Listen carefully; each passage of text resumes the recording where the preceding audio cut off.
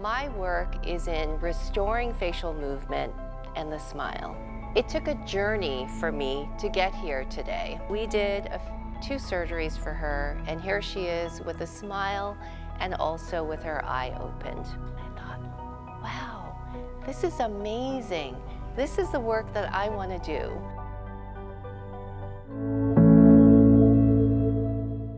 이 프로그램은 시작부터 끝까지 든든하게 동행하는 CBB 뱅크 제공입니다.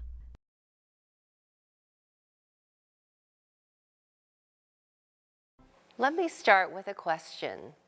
When you get up in the morning, what is the first thing that you do? All of us have a routine. And I imagine you might get out of bed, go to the bathroom, wash your face, and look in the mirror. And what if on that day you looked in the mirror and your face wasn't moving? It was paralyzed. How would you feel? How would you feel about going out into the world, about seeing your friends, and maybe even meeting new people? Terrifying, I think. Because facial expression and a smile is so important to how we see ourselves and also how others see us. My work is in restoring facial movement and the smile. Now, I didn't start out wanting to be a facial plastic surgeon, never mind one who specializes in vascular anomalies or facial nerve disorders. It took a journey for me to get here today.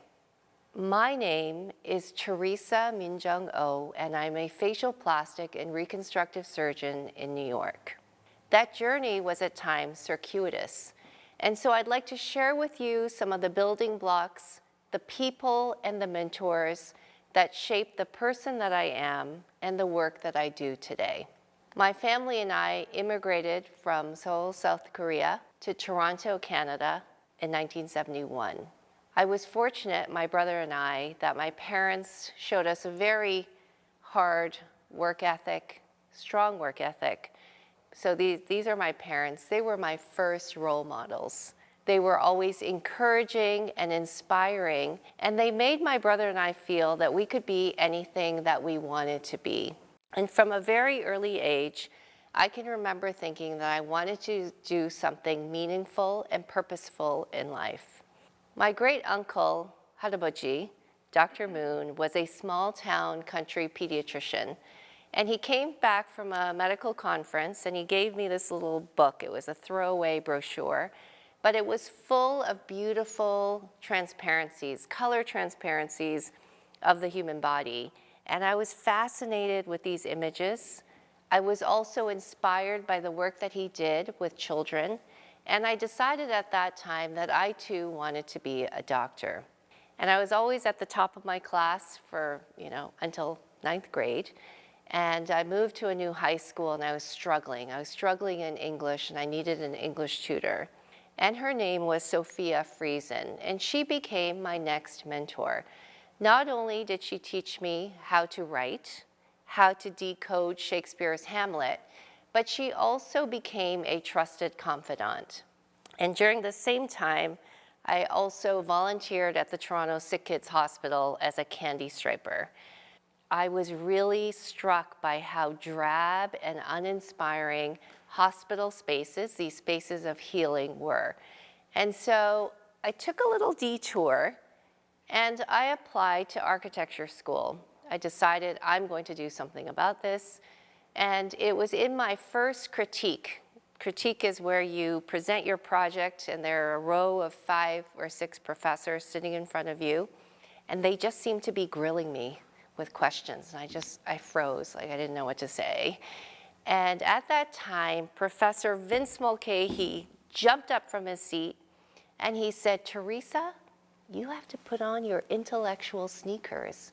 He essentially came up with the whole narrative of my project, and over the next 4 years was so inspiring in his creativity. He taught me how to design, and more importantly, he taught me how to solve problems. Well, I did go on to work as an architect. I worked in New York and then in Korea. I worked for 공간, or Space Group. And although I had very challenging fun, amazing projects, there was a disconnect between the work that I was doing and the people I might be influencing. And I wanted to have more of a direct impact on patients' or people's lives, which is why I returned to this idea of studying medicine. And so at the age of 29, I enrolled in medical school, and this is where I met my next mentor, Dr. Chet Pierce.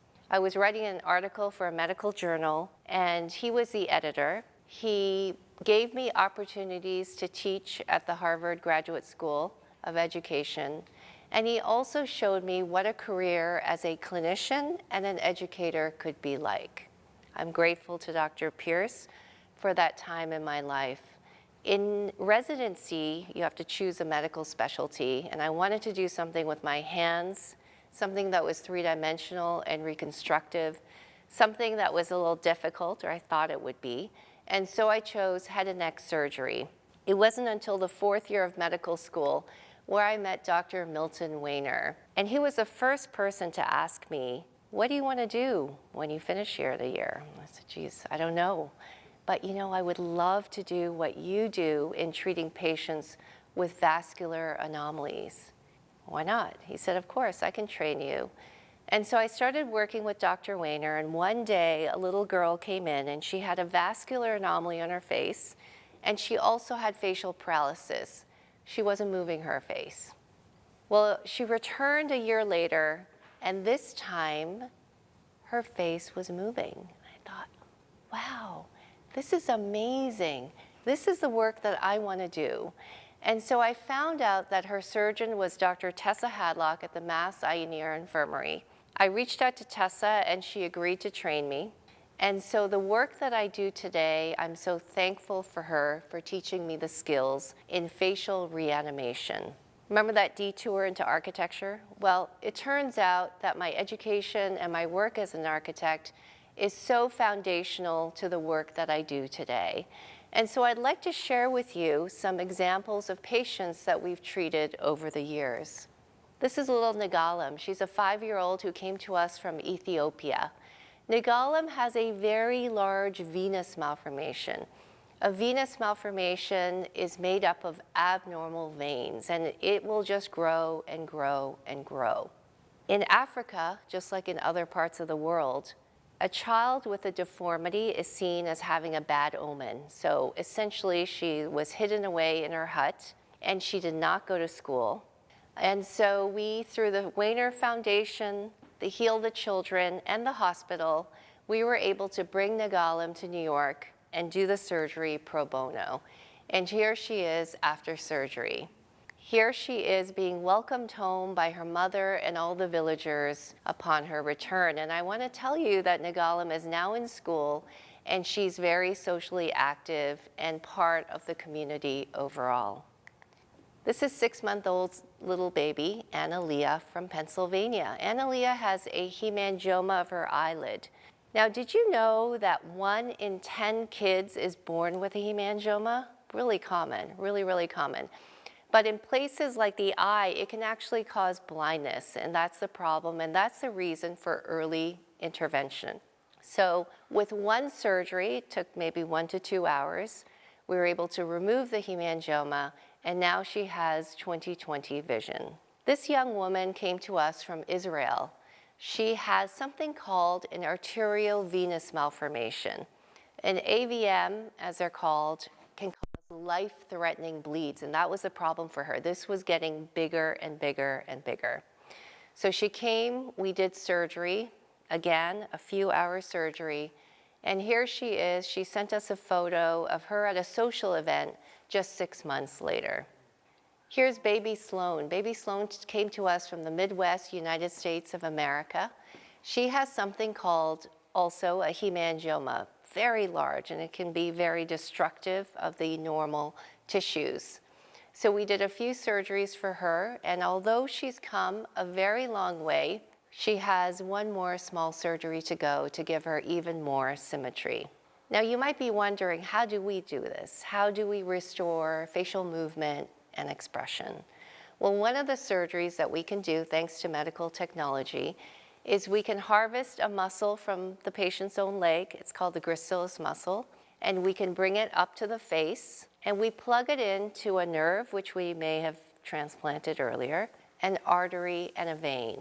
And then we wait several months. We wait for those nerves to grow into the muscle. So here is Mariah from South Carolina, and we did the same surgery. So Mariah has congenital facial paralysis, which means that she was born with facial palsy on one side. So now you see she's got a nice cheek mound and good smile. Now I want to tell you about Erwin. Erwin is from the Netherlands. He has something called bilateral facial paralysis and lymphatic malformation. He's actually giving me the biggest smile he can give me, and there's nothing, right? You don't see anything. So he was a social hermit. He never left his apartment. He worked in IT and in computers, which means he didn't have to interface with people. Afterwards, we gave him 2 muscle transfers, one for each side of his face. And here he is smiling. And he told us afterwards that, now I can go to the market by myself and I can buy my own food. He's actually become so social. He's a huge social media presence. He's traveled the world, and he himself has become an educator. Rachel, at 25 years of age, Rachel was living a healthy, happy life. She had a massive stroke. She had 3 brain surgeries and then was left unable to walk, talk, speak, eat, or see. And here she is in a wheelchair. She underwent aggressive physical therapy over 2 years. And then she came to me to treat the facial paralysis. So we did 2 surgeries for her, and here she is with a smile and also with her eye opened. Rachel is really inspiring to all of us. She actually wrote a memoir and published it about her whole journey and also educates other people about brain strokes. And finally, Tali. Tali has a large hemangioma. She had it removed and then reconstructed. And Tali is really inspirational. I mean, you can see the kind of smile, her personality. She recently graduated from the University of Washington. She worked as an intern in our office, also mentoring high school students and college students. And she's become very active in our foundation, the Weiner Children's Foundation. So I stand here before you today because of the support of my parents and the mentors who I've met along the way. I'm thankful to them for their influence and open to the many more I may meet in the future. I'm also grateful to the residents and fellows that I teach because they're inspiring every day, and to the patients that we treat every day for sharing their stories and their journeys of perseverance and endurance with us. As a side note, I want to tell you that Milton Weiner is now my husband, and we have the privilege of operating together and through the Weiner Foundation continuing to treat patients who could not otherwise access care. So in closing, I would like to leave you with these thoughts. Who is your mentor? Think about who you have mentored. And finally, how can you be a mentor to make a positive difference in someone's life? Thank you very much. 이 프로그램은 시작부터 끝까지 든든하게 동행하는 CBB 뱅크 제공이었습니다.